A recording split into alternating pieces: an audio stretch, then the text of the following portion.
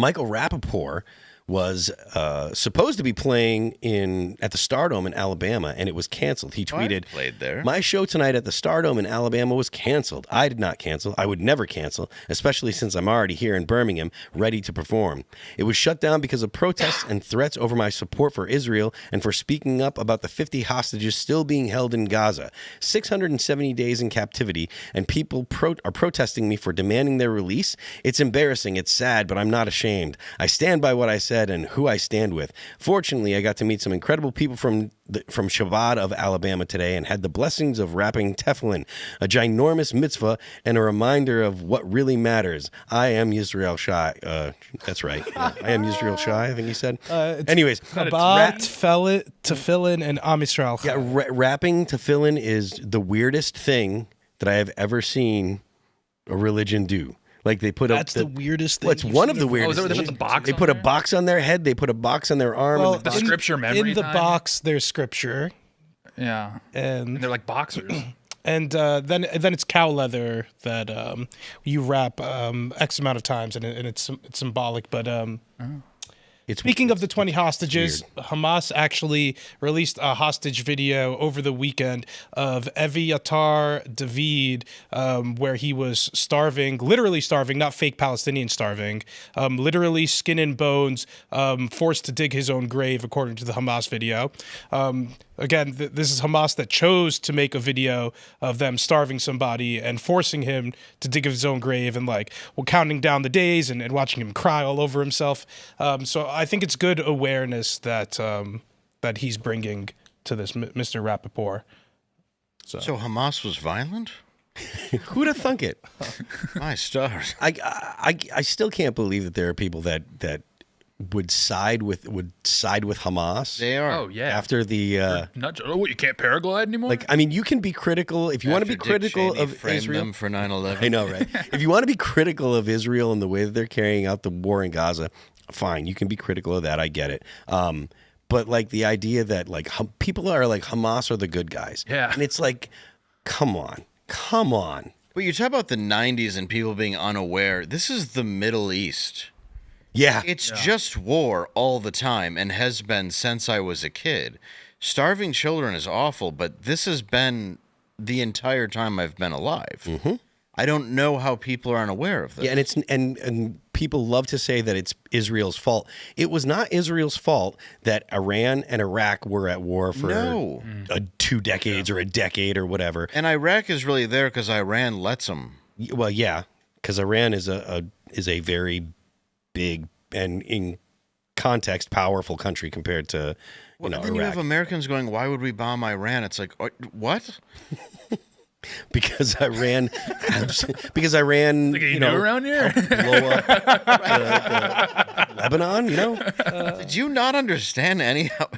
It's a terrible dry place that God doesn't want you to live. Nothing grows there. I mean, in Iraq, but Iran, if I understand correctly, Iran has they've got mountains and stuff. That's true. It's nice. I've never been. Neither have I. It looks awful from all the footage I've seen. So I could be speaking out of turn. Everything post 1979 seems to be kind of a mess. Footage, it's getting just blown up all the time. That's every time I see the footage. In Iran? Yeah, it's Yeah, missiles. if you defend Jews now, you get called a Zionist, and you're like, I don't think you should be murdering Jews. Remember how that happened? And not only if you defend Jews, but if you don't hate Israel, Right. then you're a Zionist. Yeah. Like I catch a lot of heat because I'm not like kill all the Jews. Right. And then you hear Jews go, I'm not anti-Semitic because I'm against Israel. And you're like, what? So what are you then? Yeah. You're like, well, I'm just pro-Palestine. Okay, what do they believe? From the river to the sea. You want to read the Quran and tell me what part of that is pro-you? What do you think? You're going to be saved? Well, especially when it comes to people in the West, those are the same people that would say, I think that I'm a queer for Palestine, which is hilarious. Yeah, it is hilarious. The idea that they if you we know, they only have sex with children who drive them around. Right. right. I don't know. Is that the case? That's what I've heard. That's the case. That's what I've heard. A lot of the soldiers, the I don't know what they have over there. Corporals, sergeants. I don't know what Hamas. No is. offense if I live, Dearborn, so near there. God bless you people. Allah bless you people. Love you guys. Peace be upon him. The Quran, or as I call it, the good book.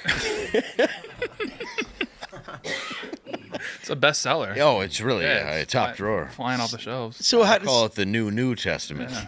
So this Michael Rapaport getting canceled, though, we were talking before the show. It's my sense that this is an internet thing as opposed to a locals in Birmingham thing. I don't imagine that there are a lot of people in Birmingham that are, that we gotta let them hostages go. that's kind of No, they're anti-Israel. Yeah, I mean, There's a genocide taking place. That ain't right.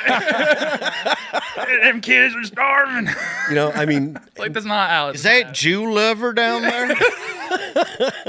that Zionist boy. Tell me he hates Muslims? Get in the truck. Get the queers for Palestine. We're heading down there. Get in the truck. We're going to go down to the Stardome and not watch the show. so I mean, it's my sense that it's kind of an internet thing, but I wonder why is it this particular location as opposed to is he on tour, or is it they just decided, get him now? There's a lot of progressives in Alabama. You going to tell me the Nazi in higher learning ain't really a Nazi? I mean, there's a lot. There are a lot of black people in Birmingham, and black people tend to not be the fond of. Stardome is largely a black club. Is it really? Yeah. Okay. Yeah. So, do you think that that's what it is? The black population in Birmingham. They may have just not wanted to go to the show. I mean, I have nothing against him at all, but I mean, that could be it. Maybe it just sucks. Yeah. It's like, I got protested. I mean, honestly, they could have been the two that bought tickets and they were like, we got a 2-for-1. We got an emailed coupon for a meet and greet. You can't say no to coupons, right? No, I mean, would you blame them? I can't. Look how happy they are. Bring those guys up.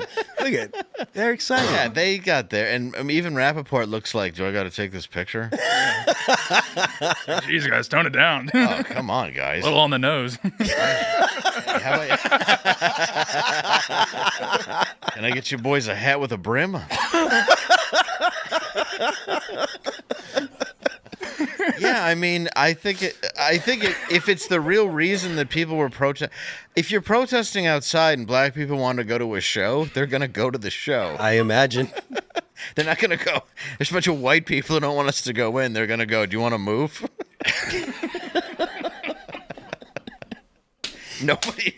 Nobody's ever stopped a black group of people from getting into a concert.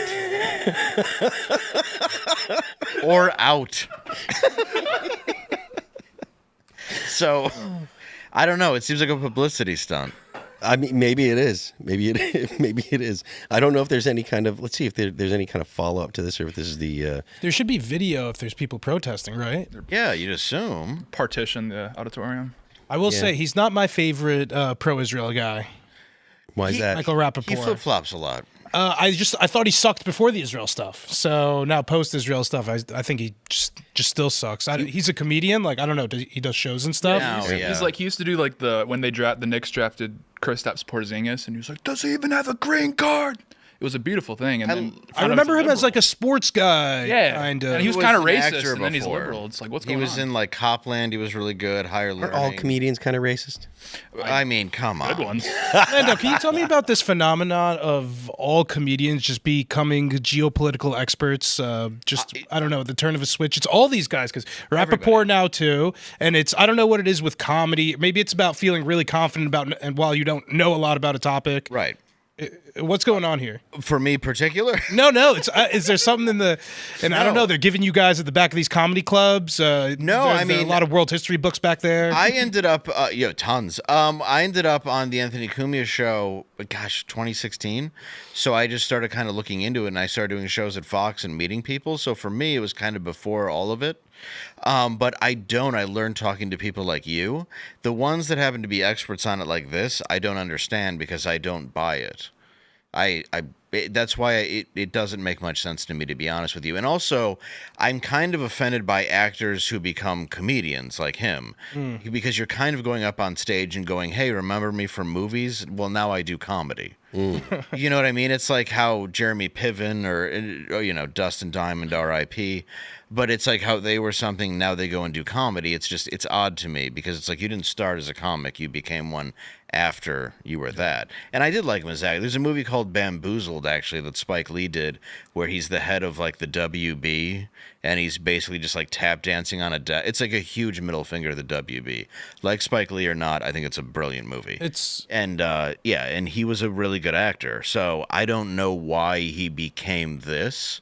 But I think he just had something go viral that was political, so he stayed in that realm. And I think a lot of people end up doing shows where they talk about it, so it becomes successful for them, and then they stay in that angle. But once it turns on them, because he was huge left, then he switches and goes another direction. That's why it's hard to say what you really are. That's why I'm fairly moderate, though, because I don't trust either side. And the reason I don't is because, and I've talked about this many times, my dad got Agent Orange from Vietnam. He got sick when I was 15, died when I was 18. The government did nothing to help him. I do not trust either side. I've never seen the VA do anything for anybody. Once our soldiers are taken care of, and once I believe that a war deserves to be fought, I will. But until then, I don't believe in any of these people. I believe the Senate is overcrowded. I don't believe politicians care. Every time you get stuck in traffic, that's what I believe that they don't. I believe they take our money, they overtax us, and they waste lives, and they do not care about the average human being, and they want to keep us fighting. That's what I truly believe. So when people go, "Oh, you're moderate, you might sit on a fence," I do. Because I do not believe, I'm not partisan. I do not believe in either of these people. And to look at somebody, and I voted for Trump, and I've said that, but even that has now disappointed me. And until he can prove the Epstein list, because that's something I believed in. I thought he was going to stop corruption. I thought he was going to go after the swamp. Well, does it get any murkier than that? I don't think so. So I want to see where all of this goes. I'm so disappointed because we are polluted now with politicians, and they're nothing more than insider traders who take our money and gamble with it with tips they create themselves. It's fascinating because a lot of comedians on both sides have become some of the most potent voices when it comes to a lot of issues like this. I don't know if it's I don't know if I'm being cynical now. I don't know if it's just to try to get some more buzz going on. I'm cynical, so I understand. But yeah, I don't know if it's like they're just hopping on trends, but they're doing it effectively. And a lot of these guys, their comedy is second or third to their activism. And so I don't know if they're just straight up opportunists, just hopping on trends, or they truly care, but they are getting the most ears in a lot of these cases. There's some leftist pro-Palestinian guy named Jacob Berger, I believe, who's like very popular in that space, and he gets a lot of attention. Obviously, there's Dave Smith, who gets a lot of attention. There's Mike Rapaport, who gets a lot of attention. Theo Von, whenever he talks about politics. There's a requirement to voice your opinion in politics nowadays, though. If you don't, you get accosted by people that are accusing you of not having the correct politics, or you get accused of being this supporter or that supporter, whatever. So it's almost a requirement to say, look, this is how I think about these things. And there is kind of a politically correct politics to have now. It's like comedians aren't even comedians anymore. They just they're just riffing on politics. They're just like D-level political commentators. We sprinkle in some jokes sometimes. I know more comedians who that's like their second or third public faces, though. That's why almost every opinion I've had tonight has been a joke. It's like comedy should come first to every comic, in my opinion. I agree. I think Dave Smith is very passionate about what he believes, and I think that's why he's a little bit more outspoken than most people about it. And what do you think he believes? Because I believe, again, in a very cynical way, that a lot of these guys, it's just whatever's getting me the numbers. Like, that's what satisfies their ego. I don't think he's chasing the numbers. I think that he very much believes the stuff that he says. I think that he very much believes that he does not believe in the war. Do you think he has more success as a comedian or doing his activism stuff? He was very successful as a comedian. He was a successful comedian, actually, so I think he's kind of lost fans and gained some as a result of it. I think his numbers are very clearly shot up since he's talked about more of his activism stuff, and I think he's gotten more likes and more being on the Joe Rogan podcast multiple times. I mean, he's been on it for so many years, it's tough to say, you know. So, I mean, he was known for Legion of Skanks, which that was really big with Compound. So, I think he's definitely got his fanship being in the political sphere. But, I mean, he goes back to Red Eye. He goes back to all that stuff. So, he's always been kind of, you could say it's like a Bill Maher. I mean, you can't really take the politics out of Bill Maher. Where if you look at somebody like Carlin, that's more who I admire because that's just completely black-pilled and kind of against everything. And that's where I sit. It's hard for me to align with anything because there's so much transparent stuff. Here's my kind of beef with the comedians in the political realm too. It's like you're arguing with like a wet pig, and it's like if you pin him down, it's like you're a moron who's like, you know, you're just arguing with somebody who's just making jokes all day. Yeah. And then if you lose, it's like, oh, you lost some debate to some moron who's like a comedian just making jokes. It's Jon Stewart did this to Tucker Carlson once on like Crossfire. He's like, oh, you're taking me seriously? Like, what kind of moron are you? You're supposed to be the serious political guy. So it's like, you know, engage and, you know, they win. And I think Jon really no Stewart, though, holds himself as a serious political guy. Maybe. Well, you don't think like Dave Smith or even Michael Rapaport also hold themselves to be serious political guys? They definitely do. I would say Dave Smith does. So I think at the end of the day, it's not, I don't think he defends himself with that comedy angle. I would be surprised that Jon Stewart do that. I haven't seen that clip. Yeah. Because I would say that almost because going through the Daily Show, was it a while ago? It was back when Tucker Carlson was on Crossfire CNN. at that point, though, he was still a comic. No, but I think that's true while talking to having a political debate with any comedian. I think it still holds I think true. finding the humor in it, though, is fair. I mean, if you're going to talk about anything in life, politics is still fair game. So you're allowed to argue it as a comic the same way as you're allowed to argue anything else. I mean, it's the same. I mean, across the board. I mean, if you see something wrong, you're allowed to point it out. I guess my beef is that comedians just barely they're not funny anymore. They're just yapping and bitching about politics. A lot yapping and bitching about That's politics. it. It's like, thanks for your nice lecture. You're not, you know, Dave Chappelle, where you got to that point in your career where you could just give me a long lecture and I'll think you're funny no matter what. It's just like, why are you bitching and moaning on stage? Make a joke. Like, that's I love Dave, but I mean, I would argue that the element of that is the turnout an hour because everything's content online now. And I would put that in movies. I would put that in a lot of things. I think we stopped creating art and we started creating content. Yeah, I think, and it's worth noting that if you're watching a comedian stand up, then they tend to be funny. Like if you watch Dave's stand up, Dave is funny. Great. But if you're watching like Dave on a podcast, Dave is not doing stand up on a podcast, and he's not on a podcast because he's a comedian. He's on a podcast because he's a libertarian activist. Almost all the time. Right? Like very rarely does Dave go on to a podcast as Dave Smith, the comedian. Like he's a funny guy, and so he might crack some jokes, but he's not there specifically because of Dave Smith, the comedian. He's there because he's a political activist. He's there because he's a libertarian. My thing too is if you look at, if there's an authenticity to it, right? Now, if I look at a lot of people in the right-wing sphere that I've met personally, they're not authentic. They're lying. They're just saying something to make money. I've met plenty of these people. They have other people write all their stuff. They're not actually bringing out what their natural opinion is.